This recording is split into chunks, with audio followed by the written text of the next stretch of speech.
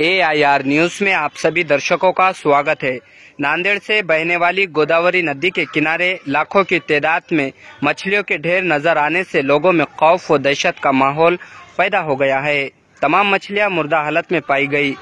हिंदुस्तान में तो अभी कोरोना बहरान की शुरुआत हुई है, मुश्किल दौर आना बाकी है। 13 जून 2020 को आज सुबह जैसे ही कुछ लोग हस्बे मामूल की तरह आए, उन्होंने देखा कि किनारे पर मछलियों के ढेर लगे हुए हैं जो मुर्दा हालत में है। नदी में शहर भर का गंदा नालों का पानी छोड़ा जा रहा है, जिसकी वजह से नदी का पानी आलूदा हो गया है। हालांकि नदी की साफ सफाई के लिए करोड़ों रुपए खर्च किए जा चुके हैं, मगर कोई फायदा नहीं नजर आता दिख रहा है। जिला इंतजामिया ने फिलहाल कोई मालूमात मछलियों के मरने के बारे में नहीं दी है। वाज़ेह रहे कि ये वही गोदावरी नदी है जो भारत की गंगा जमुना तहजीब से जुड़ी हुई है, और ये भी वाज़ेह रहे कि जो मछलियां मरी है किसी जहर या गंदे पानी की वजह से मरी होगी। इसकी जवाबदारी प्रशासन के अलावा और कोई नहीं ले सकता है। ये वही गोदावरी नदी है जिसका पानी सारा नांदेड़ इस्तेमाल करता है। आज मछलियों के रूप में तबाही सामने आई है, कल इंसान के रूप में सामने आ सकती है।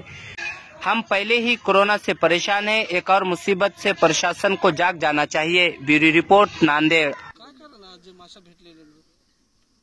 माझ्या प्राथमिक पाहणी याच्यामध्ये माझ्या प्रथमदर्शनी पाहणी अहवालामध्ये असं निदर्शनास येते की यामध्ये सांडपाणी तर मिसळलेलंच आहे, त्याच्यामध्ये काही शंका नाही आहे। या व्यतिरिक्त मासे पकडण्याकरिता कुठल्या रासायनिक चा वापर करण्यात आलेला दिसतो आहे आणि त्यामुळे याचं प्रचंड प्रमाणात मासे मेलेले आहेत। तरी या गोष्टीची शहानिशा करण्याकरिता आम्ही यांचे पाण्याचे नमुने घेत आहोत आणि फिशरी डिपार्टमेंटला सुद्धा या बाबतीत कळवलेलं आहे की याचं नेमकं मासे मरण्याचं कारण काय आहे, याचा अहवाल आम्हाला सादर करा। तसेच पोलीस डिपार्टमेंटला सांगून आम्ही याचं पंचनामा करून याचे मासे हे फोरेन्सिक लॅबला पाठवून नक्की मरण्याचं कारण काय आहे हे आम्ही मागून आपल्याला नक्की कळवता येईल।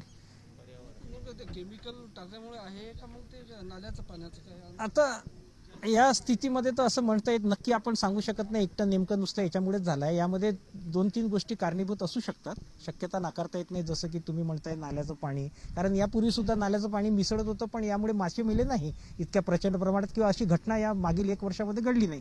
ही अचानकपणे ही जे दिसतो आहे याचं नक्की कारण एक नाल्याचंच पाणी आहे असं नाही आहे, यामध्ये बरेचशा केमिकलचा वापर झाला असेल किंवा असं मासे पकडण्याकरता करतात, त्यामुळे नक्कीच याचा परिणाम दिसतोय असं मला वाटते प्राथमिक दर्शनी। पण अहवाल प्राप्त झाल्यानंतर आपल्याला नक्की याचं नेमकं कारण कळेल। हे पाणी धोका नाही आहे, ह्या पाण्याचा वापर सांडपाणी हे बॅक वॉटर आहे आणि याचा कुठेच वापर होत नाही, हे ते स्टॅग्नंट वॉटर असतं।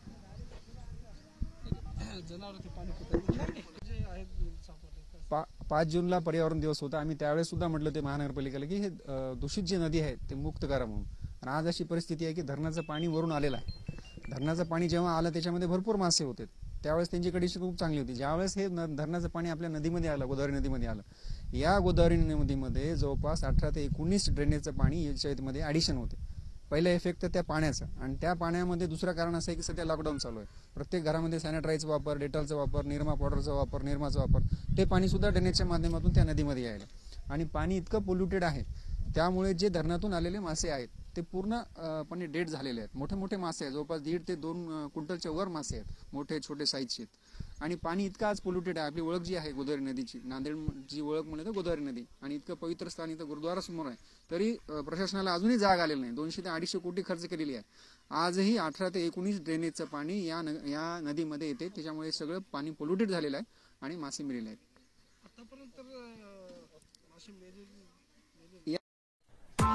Press the bell icon on the YouTube app and never miss another update.